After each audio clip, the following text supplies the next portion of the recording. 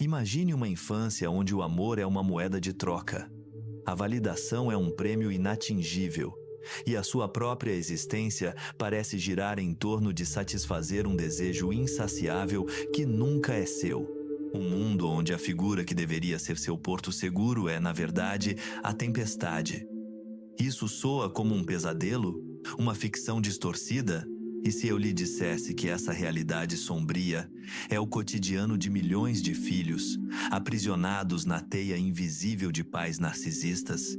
Neste vídeo, mergulharemos nas profundezas de uma das dinâmicas familiares mais dolorosas e complexas: o impacto devastador de pais narcisistas na alma de seus filhos. Não se trata apenas de analisar um transtorno, mas de desvendar as cicatrizes emocionais que moldam vidas, as estratégias de sobrevivência e o longo caminho para a cura. Prepare-se para uma jornada que poderá redefinir sua percepção sobre amor, família e a verdadeira natureza da dor invisível. Afinal, algumas sombras são lançadas não por monstros, mas por aqueles que deveriam nos amar incondicionalmente. A origem da sombra. A projeção narcísica de Freud. Para entender a raiz dessa dinâmica, precisamos voltar a Sigmund Freud. Em 1914, em seu ensaio sobre o narcisismo, Freud introduziu a ideia de que todos nós passamos por uma fase de narcisismo primário, um estado infantil onde o ego é o centro do universo. No entanto, ele observou um fenômeno perturbador: pais que projetam nos filhos seu próprio narcisismo abandonado.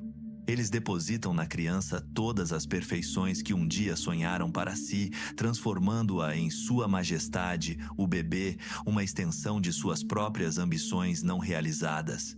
Freud escreveu: o amor dos pais, tão comovedor e no fundo tão infantil, nada mais é senão o narcisismo dos pais renascido, o qual, transformado em amor objetal, inequivocamente revela sua natureza anterior.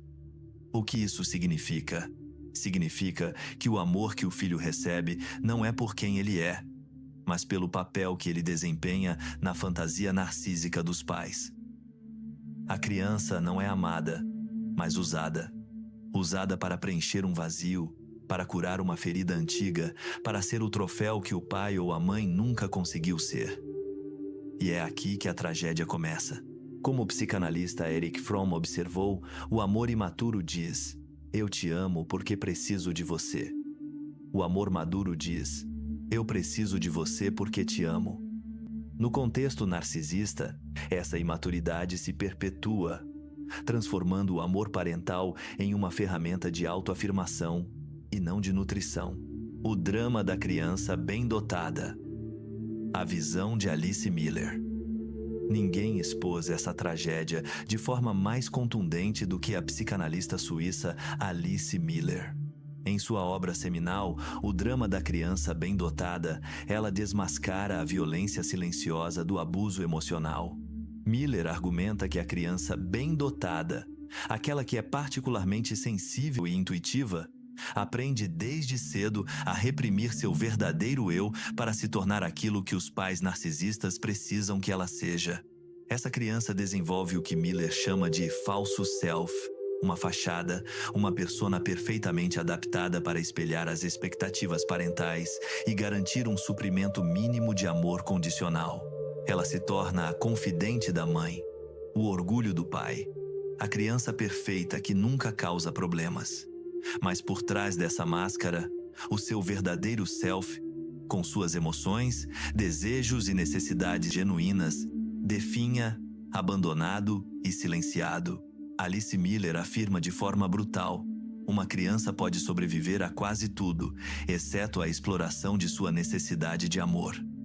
Essa exploração é a essência do narcisismo parental. A criança é forçada a uma performance constante, vivendo em um estado de alerta, sempre tentando decifrar o humor dos pais, antecipar suas necessidades e evitar sua fúria. O resultado é uma profunda desconexão de si mesma, uma sensação de vazio e uma raiva reprimida que, mais tarde na vida, se manifestará como depressão, ansiedade ou uma compulsão à repetição, buscando em outros relacionamentos a validação que nunca recebeu. Essa desvalorização não é apenas verbal. Ela se manifesta na ausência de apoio, na competição velada e na inveja das conquistas dos filhos. O pai narcisista não celebra o sucesso do filho, mas o vê como uma ameaça à sua própria grandiosidade. O filósofo Jean-Paul Sartre, ao falar sobre o olhar do outro, descreveu como a percepção alheia pode nos objetificar e nos roubar a subjetividade. Para o filho de um narcisista, esse olhar é um fardo constante, uma sentença de insuficiência que sufoca qualquer tentativa de florescer. A criança aprende a duvidar de suas próprias percepções, de seus sentimentos e até mesmo de sua própria realidade, vivendo em uma névoa de confusão e autoquestionamento. Torna-te quem tu és, clamava Nietzsche. Mas para o filho de um narcisista, essa jornada é um labirinto de espelhos distorcidos, onde a identidade é constantemente roubada e redefinida pelo olhar alheio. A sombra junguiana e a busca pela individuação. Essa cisão interna encontra um eco poderoso na psicologia de Carl Jung. O falso self de Miller pode ser visto como uma persona hiperdesenvolvida, a máscara social que todos usamos, mas que no caso do filho de narcisistas, engoliu a própria identidade. E o que acontece com o verdadeiro self reprimido? Ele é relegado à sombra, o repositório de tudo aquilo que negamos em nós mesmos. Jung nos ensinou que, até que você torne o inconsciente consciente, ele irá direcionar sua vida e você o chamará de destino. Para os filhos de narcisistas, esse destino é um ciclo de autossabotagem, relacionamentos tóxicos e uma sensação persistente de não pertencimento. A sombra, carregada de raiva, dor e anseio por autenticidade, projeta-se no mundo, atraindo parceiros que replicam a dinâmica narcisista ou sabotando qualquer chance de felicidade genuína por sentir-se indigno dela. A cura, na perspectiva junguiana, é a jornada da individuação, um processo de confrontar e integrar a sombra, de resgatar o verdadeiro self das profundezas do inconsciente. É um caminho doloroso, que exige olhar para as feridas da infância não com autopiedade, mas com a coragem de quem busca a totalidade. Significa reconhecer a raiva, a tristeza e a dor como partes legítimas de si mesmo e não como falhas a serem escondidas. É, em essência, o ato de se tornar o pai e a mãe de si mesmo, oferecendo ao seu eu interior o amor incondicional que nunca foi dado. Os tipos de narcisismo parental e suas armadilhas. O narcisismo parental não se manifesta de uma única forma. Existem nuances que, embora compartilhem a falta de empatia, operam de maneiras distintas, cada uma com suas próprias armadilhas psicológicas. Narcisista grandioso. Este tipo exibe superioridade, arrogância e uma necessidade insaciável de admiração. Dominante e insensível. Busca poder e controle através de táticas agressivas e desvalorização direta dos filhos. Ele é o tirano explícito, o imperador do lar, cujas regras são absolutas e cuja palavra é lei. Seus filhos são troféus, extensões de seu próprio ego, e qualquer falha deles é uma mancha em sua imagem perfeita.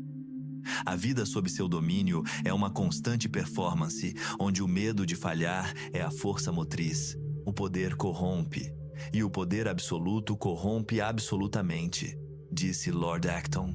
E no micro-universo da família narcisista grandiosa, essa verdade se manifesta em sua forma mais cruel. Narcisista vulnerável. Este, por outro lado, pode parecer tímido ou inseguro, mas sua necessidade de atenção e validação é igualmente intensa. Manipula emocionalmente através da vitimização e da culpa, operando de forma passivo-agressiva para manter o controle. Ele é o mártir, o sofredor, que usa sua fragilidade aparente para controlar os outros. Seus filhos são seus cuidadores emocionais, responsáveis por sua felicidade e bem-estar. A culpa é a arma preferida, e a chantagem emocional é a moeda de troca. A estrada para o inferno está pavimentada com boas intenções. E no caso do narcisista vulnerável, Suas boas intenções são frequentemente disfarces para um controle insidioso que aprisiona os filhos em um ciclo de responsabilidade e exaustão emocional. Ambos os tipos, no entanto, compartilham a incapacidade de reconhecer e validar os sentimentos dos filhos, criando um ambiente emocionalmente árido. A criança é ensinada a reprimir suas próprias emoções, a duvidar de sua própria realidade e a viver em função das necessidades e humores do pai narcisista. É uma forma de guerra psicológica dentro do lar, onde a mente da criança é o campo de batalha. As cicatrizes invisíveis. Consequências na vida adulta. As teorias de Freud, Miller e Jung nos dão a base para entender as consequências devastadoras que se manifestam na vida adulta. Não são meros problemas de autoestima, são feridas profundas na estrutura da psique. A prisão da codependência. A identidade atrelada à aprovação alheia leva a relacionamentos onde o indivíduo se anula para agradar, sacrificando seu bem-estar em troca de migalhas de afeto. A busca por um amor que nunca foi dado os leva a se prenderem a parceiros que replicam a dinâmica narcisista em um ciclo vicioso de dor e desilusão. A névoa da ansiedade e depressão. A performance constante e o medo da desaprovação geram uma ansiedade crônica. A depressão surge do luto não vivido pelo verdadeiro self, uma melancolia profunda pela vida que não foi permitida. A desconfiança como escudo. A manipulação na infância gera uma desconfiança patológica. A intimidade é vista como uma ameaça, e o isolamento como um refúgio seguro, mas solitário. A vergonha tóxica. Mais do que culpa, o filho de narcisista carrega uma vergonha tóxica. A crença internalizada de que há algo fundamentalmente errado com ele que o torna indigno de amor. É a ferida mais profunda e a mais difícil de curar. Dificuldade em crescer emocionalmente. Podem se auto-boicotar e ter dificuldades em construir autoestima, autoconfiança e senso de pertencimento, permanecendo em um estado de imaturidade emocional que os impede de viver plenamente. A autonomia é vista como uma ameaça, e a independência, um território desconhecido e assustador. É mais fácil construir crianças fortes do que consertar homens quebrados, disse Frederick Douglass. E a quebra da confiança na infância é uma das feridas mais difíceis de curar. O caminho para a libertação. Quebrando as correntes invisíveis. Reconhecer a dinâmica é o primeiro e mais doloroso passo. Muitos filhos de narcisistas só percebem a natureza abusiva de sua criação na vida adulta, quando os padrões se repetem em seus próprios relacionamentos. A verdade vos libertará, ensinou Jesus. E no contexto do narcisismo parental, essa verdade é a chave para desvendar as correntes invisíveis que aprisionam a alma. A jornada para a cura é longa e exige coragem. Buscar apoio profissional, como a psicoterapia individual, é fundamental para identificar e desconstruir as crenças disfuncionais internalizadas.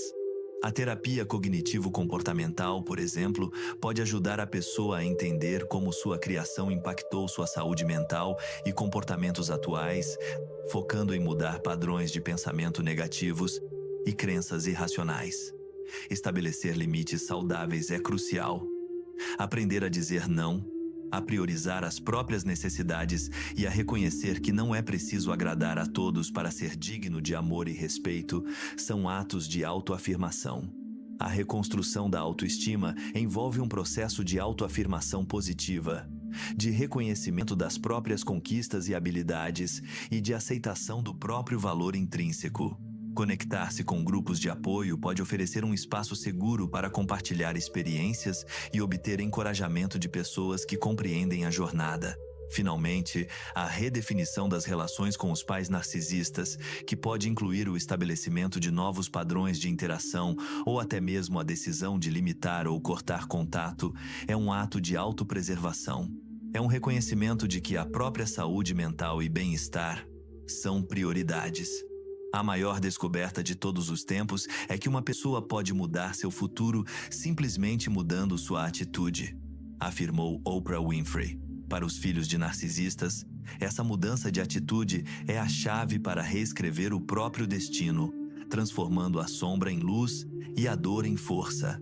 Crescer com pais narcisistas é uma batalha silenciosa, uma luta constante para encontrar a própria voz e identidade em meio a um eco de expectativas alheias. As feridas são invisíveis, mas sua profundidade molda a forma como vemos o mundo, os outros e, mais importante, a nós mesmos. No entanto, a jornada para a cura é possível. Reconhecer a dinâmica, buscar apoio profissional e reconstruir a autoestima são passos cruciais para quebrar o ciclo e reclamar a própria vida. Este vídeo é um convite à reflexão. Você reconhece essas sombras em sua própria história ou na de alguém que conhece? A compreensão é o primeiro passo para a libertação. Compartilhe suas experiências nos comentários, pois na partilha encontramos a força para curar as feridas que a sombra parental deixou. A escuridão só prevalece onde a luz da consciência não alcança. Lembre-se das palavras de Viktor Frankl. Quando não somos mais capazes de mudar uma situação, somos desafiados a mudar a nós mesmos. A sua liberdade começa no momento em que você decide quebrar o ciclo.